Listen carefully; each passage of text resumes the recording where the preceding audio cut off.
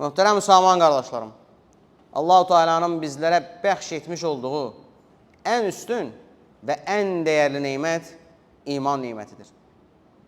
Bizlər məhz bu iman sayəsində fərqli bölgələrdən, fərqli ailələrdən olmağımıza baxmayaraq, tək olan Allahın yer üzündə ən mükəmməl dini olan İslamda qardaş olduq.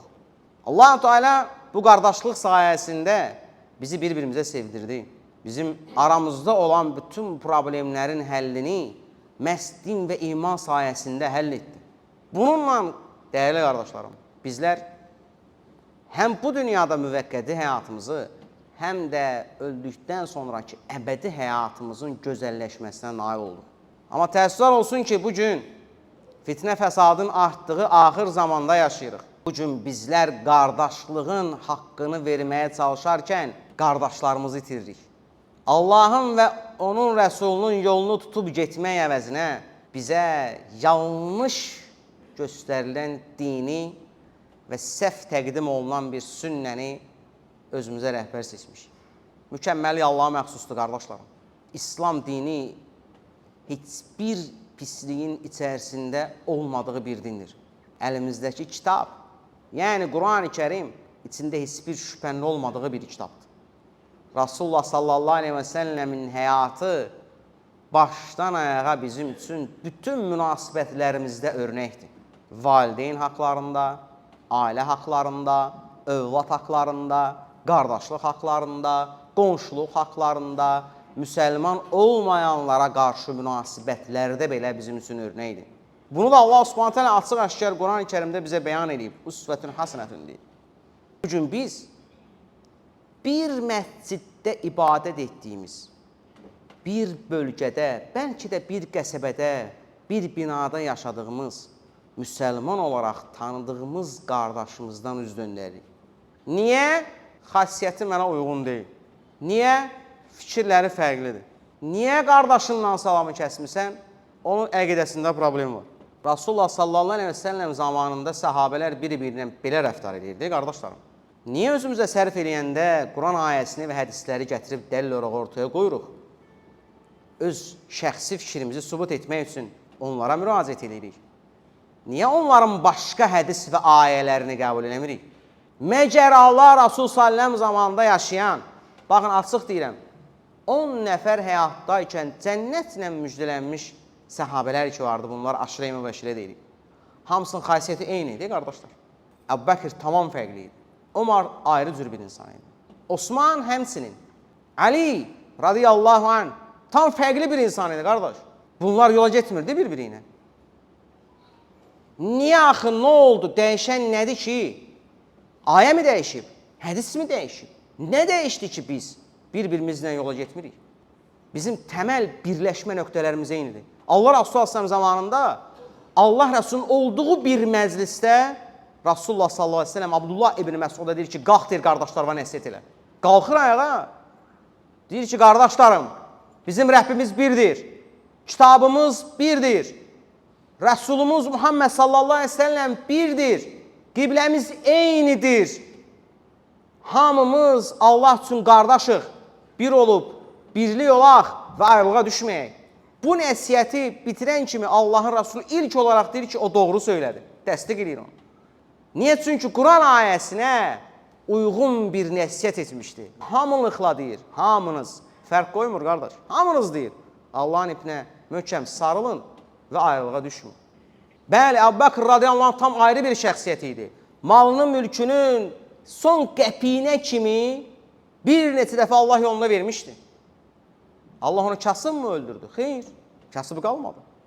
Ədaləti ilə bütün dünyaya, bütün ətraf ölkələrə həqiqi mənada ün salan bir xəlifə idi Ömər radiyallahu anh. Osman radiyallahu anh əli açıq, əxlaqlı, ədəbli birisi idi. Həzrət Əliyə gəldikdə isə, qardaşlarım, körpəliyindən Allah Rasulullah s.ə.v yanında yetişən bir şəxsiyyət alim idi. Niyə onların sözü bir-birinin boğazından keçirdi, bizimki keçmir? Niyə onlar bir-birini görəndə Asr surəsini oxuyar, nəsiyyət eləyərdi, biz də birimizi görəndə arxamızı sevirəcəyik? Baxın, Həzrət Əli radiyallahu anh xilafəti zamanında, qardaşlar, Məni ən çox kövrəldən 2 dənə hadisə var. Birincisi, bir dənə heyət Əli radiyallahu anh xilafəti zamanında gedir sahabələrdən Abdullah ibn Abbas'a sual verir. Deyir ki, ən xeyirli əməl hansıdır? Ən xeyirli ay hansıdır? Ən xeyirli gün hansıdır? İbn Abbas deyir ki, ən xeyirli əməl vaxtında qılınan namazdır, ən xeyirli ay Ramazandır, ən xeyirli gün cümə günüdür. O heyət qalxır oradan, gəlir həmin sualı bir də Həzrət Əliyə verir. Və cavabını da deyirlər Həzrət Əliyə, Abdullah ibn Abbasın. Bizim zamanımızda da bu olur ha.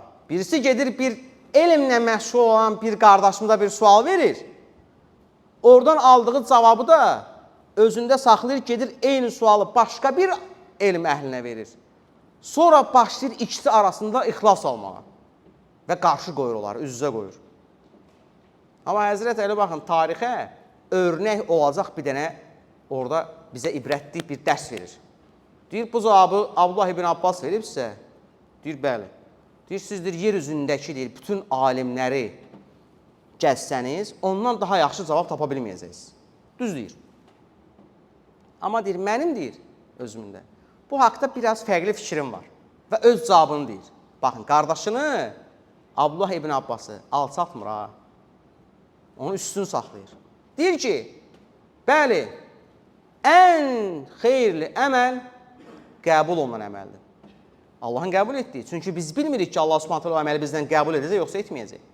Ən xeyirli ay deyir, o aydır ki, sən o ayda tövbə edib ömrüvə yeni bir səhifə açmısan. Yenidən həyata başlamısan.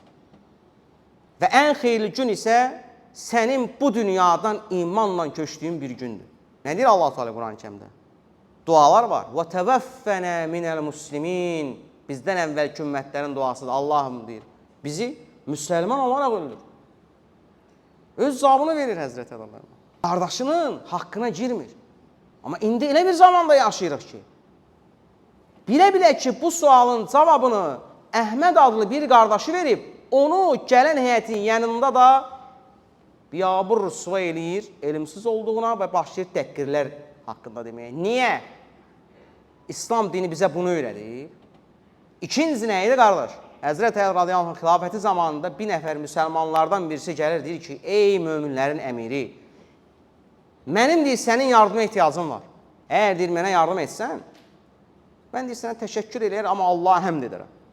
Yox, yardım etməsən, səni bu işdə özürlü bilər, amma yenə Allaha həmd eləyərəm. Cavab o qədər xoşuna gəlir ki, Əli radiyallahu anh. Üzünə təbəssüm eləyir və tarixə qızıl hərflərlə yazılan bir cavab verir. Deyir, qardaşım, o ehtiyacını əlindəki əsa ilə qumun üstündə yaz. Çünki mən sənin üzündə xəcalət hissi görmək istəmirəm. Adam yerə yazır ki, əhtəcə iləl mələbis. Yəni, mənim geymə ehtiyacım var.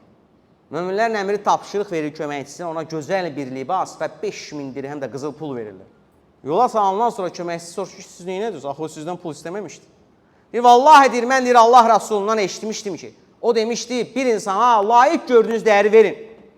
Mən deyir, onu layiq gördüm və verdim deyir. Örnək budur. Yoxsa biz nə edirik? Biz hansısa bir kasıba haqqı olan zəkatı verəndə belə göstərişlə edirik. Biz bir kasıb ailənin evinə ərzaq aparanda az qala 5-6 dənə kanal çağırırıq ki, gəbizi çək. Bütün sosial şəbəkələrdə paylaşırıq. Mən filan adama ərzaq vermişəm. Mən filan kəsə pul verdim. Mən filan xəstənin reseptini aldım. Mən filan xəstəni əməliyyat elətdirdim. Din, İslam bizə bunu əmr eləmir, qardaşlarım. O dövrün kişiləri bu dini necə yaşayıbsa, biz də elə yaşamalıyıq. Qardaşlıq necə onlar arasında olubsa, bizim də aramızda elə olmalıdır. Çünki dəyişməyib heç bir şey. Həmin ayələr, həmin hədislərdir. Dəyişən bax bizik. Biz, mən və sizlərsiz dəyişən. Ona görə xahiş edirəm. Bu ay haram aylardan olan Məhərrəm ayının əvvəlindəyik. Gəlin bu ayda biz həyatımıza təmiz bir dənə səhifə açaq. Tövbə eləyək. Öncəliklə Allah qarşısında olan günahlarımızın bağışlanmasını diləyək. Sonra isə müsəlman qardaşlarımızla aramızda olan buzları əridək. Bir olaq, bərabər olaq və qardaş olaq. Onda Allahın rəhməti, bərəkəti bizim üzərimizdə olacaq.